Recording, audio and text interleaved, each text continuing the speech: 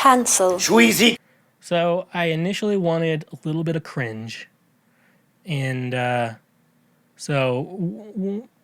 who thinks to themselves, I want to cringe at something? That's rough, buddy. Who thinks that way? I do.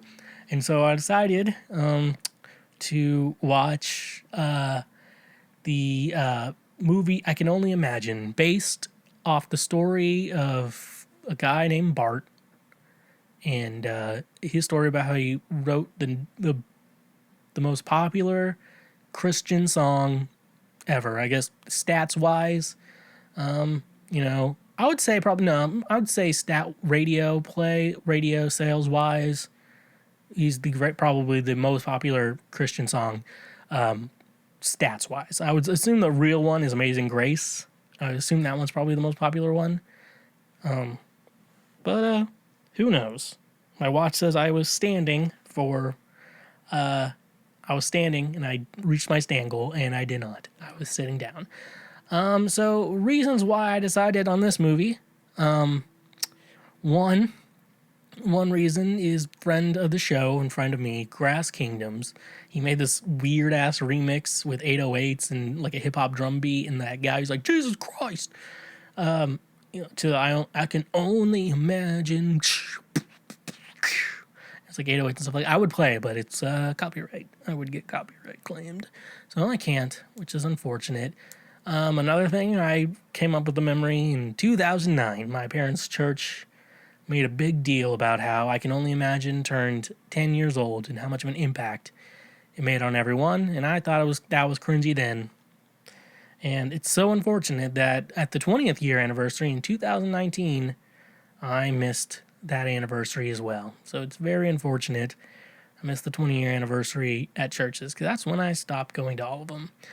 I think the final reason this song has been in my head, I've been trying to make a cursed mashup of this song. I tried Africa by Toto, could not get it to work. I tried Ants Marching by Dave Matthews Band. Real fans call him Dave, so I'm calling him the Dave Matthews Band. And I also tried, I think the one I could get some success on, but I think I need to educate myself more on how to do these cursed mashups, was I Can Only Imagine and the Sweater Song by Weezer. So I tried. I think I just need to educate myself more on how to do it. And once I learn how to do it, I will try to make something. And I will probably post it probably on TikTok, so that's probably the only place I can post it. But anyways, though, and the final reason, my mom told me I needed to watch it in 2018, where I was like, no, I'm not watching any Christian media. So some of you may be thinking, some of you who don't know me as well, may not know, may be thinking, like, this guy's just going to be an asshole on Christian media for no reason. I'd like to tell you, I was all in to the Christian lifestyle. I went full throttle. This is the type of guy you get. Full throttle for the longest time. And to be honest, I was definitely into it. And even then, when I was very devout, before I decided, I'm not going to church anymore in 2017. That was the year I made the decision. I don't think I'm going to church anymore. Even back then, we all agreed that Christian movies and a lot of Christian media sucks ass. We all agreed that it sucks ass. Especially Christian hip-hop, that is the literal worst. I can watch the movies because at least in the movies, it's like these guys aren't real actors. They're like church people. So in my mind, I was like, okay, well, obviously they're bad. So, it's not their fault. They were not properly trained in this. But in Christian hip-hop, you should be trained in at least some form of music before you go into music. I'd rather listen to SoundCloud rappers, yip, yeet, skirt, and, shit like that, than Christian hip-hop. The Bible is the Word, and the Word of God, and the God is the Word. And I'm like, it's the corniest shit. It's like old hip-hop. I went to the hat store today, and I bought myself a hat. Ha-ha! Like that old shit. So, yeah, usually I was like that's why I was coming into this with a lot of cringe. But surprised to my knowledge, I learned that, I think one of my roommates turned the AC on, and I have my window open. So let's close that shit. Window is now closed, and that was edited out because I didn't want you to see my gut. But no. So when I was surprised to see that this movie was produced by Lionsgate, I don't know if they're the producers or they're the studio behind this movie. So I was very surprised to see that shit. And you know, I'm gonna be honest, it wasn't as cringy as I thought it would be. But there is some things, but I'm gonna complain about it, and here I go. I got to talk about the whole story kind of revolves around his dad and like the story between Bart and his dad. And so that was kind of the main story. And so, surprise, surprise, Bart's dad was played by Dennis Quaid. And I was like, whoa, they actually got big name actors. And they have like Cloris Leachman had like a small role in it. And then who was the one that Trace Adkins was in the movie? I feel like it's a weird movie when you have a country star doing an acting role. I've come to realize that. Like, you get Tim McGraw in the movie. He's, he called me brother once.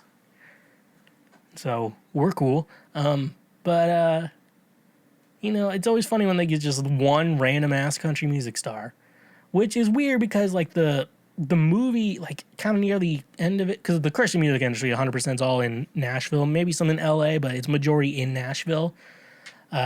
So it's like, and then Nashville's also country music too. So it's like, I just love the idea. It's like, is Trace Adkins your manager? Shit like that. But anyways though, so Dennis Quaid, I don't think I remembered his name in the movie, so we're just going to call him Dennis Quaid. He plays a piece of shit in the movie. He literally will fight anyone. He's like the trapped guy. Not Aaron Taylor Johnson. That's a guy who plays Quicksilver and soon to be Kraven the Hunter. Quicksilver. Taylor Johnson or something. I don't know. I don't really think about him a lot, but the guy's just like, headstrong, I'll take you on. Headstrong, I'll take on anyone. And then had the nerve to only have one decent song and the nerve of him to release a greatest hits album. Anyway, so he'll fight anyone. He's headstrong. He'll take on anyone. And that's including his wife and son. He just wants to fight everything. And then he acts surprised when his wife leaves him, like some dumbass boomer. So yeah, it's like really funny. And then like his son was like a football player, and then he broke both his legs, and he's like, can't play football anymore. And then he's like, this is the biggest disappointment of my life. I'm like, your son can't play football anymore from playing football. Like, those accidents happen. Just think of all like the people who could have been like, like you hear about those stories. Like, I could have back my day, I could have thrown a football a quarter mile. Tell you. You hear those stories. But you also don't hear like, you hear those people, but then like there's actual people probably they could have gone pro, but they had like just some injury in like high school or something like that, and like they're like, yeah, we don't think you should be playing football anymore or something like that. Or like, a lot of sports are like that. Like if you get injured enough in high school, it's like it could end your career. So that's a weird thing. It's like you're kind of gambling every time you play. It's like, well, I could be really good, but if just one injury could ruin my hopes and dreams for the rest of my life. Anyways, though, he has to sign up for like Glee Club or whatever, and he doesn't tell his dad about it, and then he eventually has to do a musical, Oklahoma. And he didn't invite his dad. He found out from like sitting at Denny's, and his son's in Oklahoma, which is, I don't know which one is more unfortunate. A father not being invited to his son's musical performance, or the fact that your son is in Oklahoma, the musical. That's unfortunate. I would be disappointed. I'm like, man, your school's doing Oklahoma. Is your school okay? Like, is there something wrong with your school? Why would you do Oklahoma? Oklahoma sucks as a musical, if you didn't know. But anyways, though, yeah, but eventually, like, he drives Bart away for, Bart's like, oh, I'm going away. because I can't deal with your shit anymore, Dad. I'm like, no shit, you know. He's not coming back for a rematch, Dennis Quaid. So he's not headstrong. He won't take on anyone. So yeah, he leaves, and then eventually he has to come. He comes back after. Well, I'll get into that.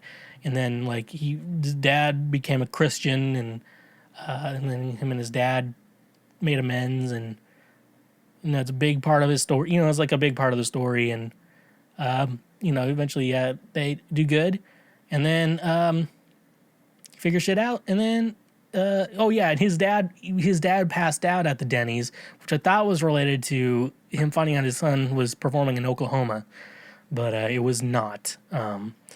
That's rough, buddy. He found out he had cancer, and you know how you get you know how sometimes you just get cancer randomly, and then sometimes you get cancer because you're a piece of shit. He got cancer because he was a piece of shit. They didn't like make him in a good light. Even like his little redemption story didn't do a good light. And so once you know Bart finds out Dennis Quaid has cancer, they you know spend time together until he dies, and then he eventually dies because he found Jesus. You know, glad they figured their shit out, but they probably should have gone to therapy too. I'm not the expert here. I'm just saying, but then you know that inspired the song "I Can Only Imagine." That's how his song was inspired by his dad. I don't know. But like his musical journey was funny too because when he entered like the Glee Club classroom, they were singing Hallelujah by Leonard Cohen, which is really funny because I'm assuming they wanted to like only Christian music in this movie. But they're like, but I want to do something that's kind of secular, but that would actually be allowed to perform in schools. But but also something the Christians will, you know, be okay with. So they saying Hallelujah, Hallelujah, and so you know, because God's not allowed in schools, they're being pretty stingy in those schools. Come on, Mark, don't be stingy. So yeah, it's like, and so yeah, you know, he does the Glee Club thing. So, and this was weird because they didn't really make fun of him for it, but they kind of like joked around at him, haha, Bart, you know. Because I'm like, it wasn't this back in the day when singing was gay. Like, I thought that was back in the day. Like, this is when singing was gay. That's probably that's also why he didn't tell his dad that shit. Because, like, I don't want my dad knowing. My dad being like, that's gay shit. Don't, stop doing gay shit. Don't do gay shit. And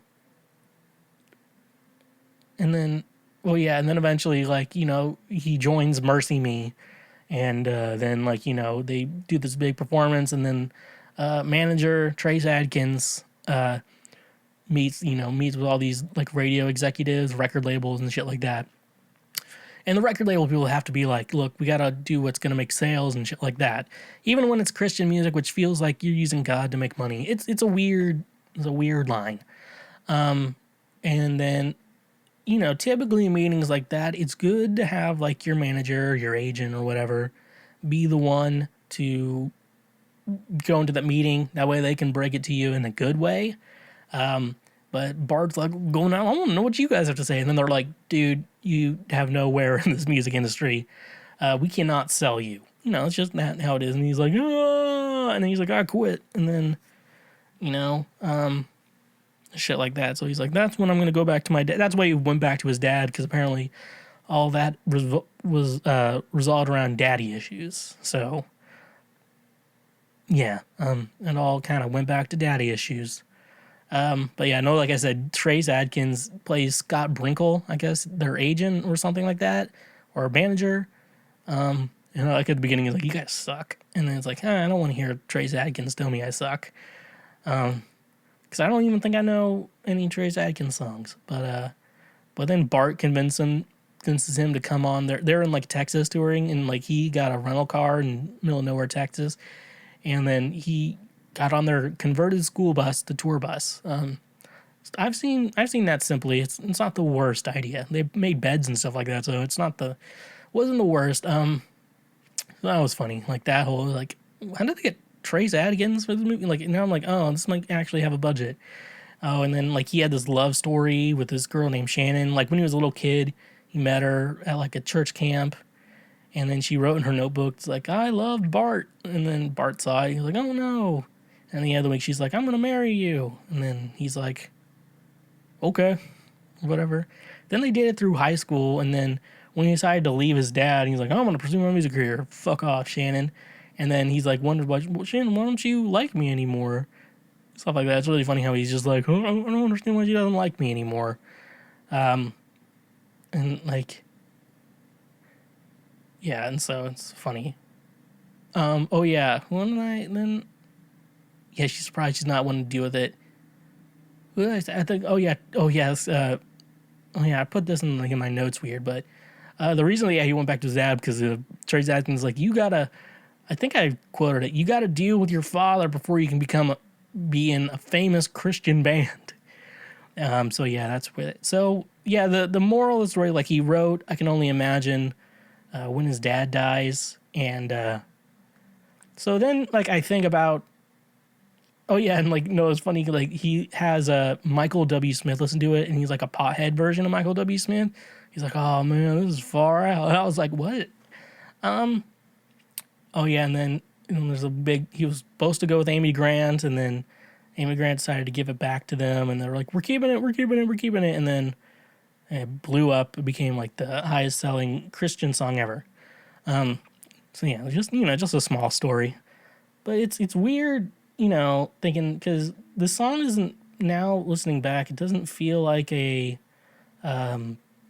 Christian song. Now it feels like this is a song about your father.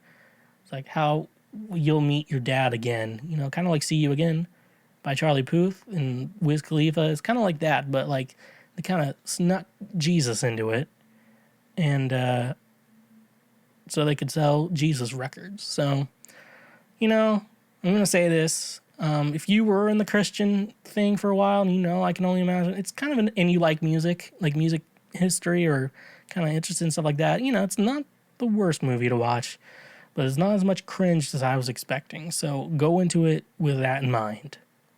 Hey, thank you for checking out that highlight from Cancel Schweezy. Now, I hope your brain cells don't hurt.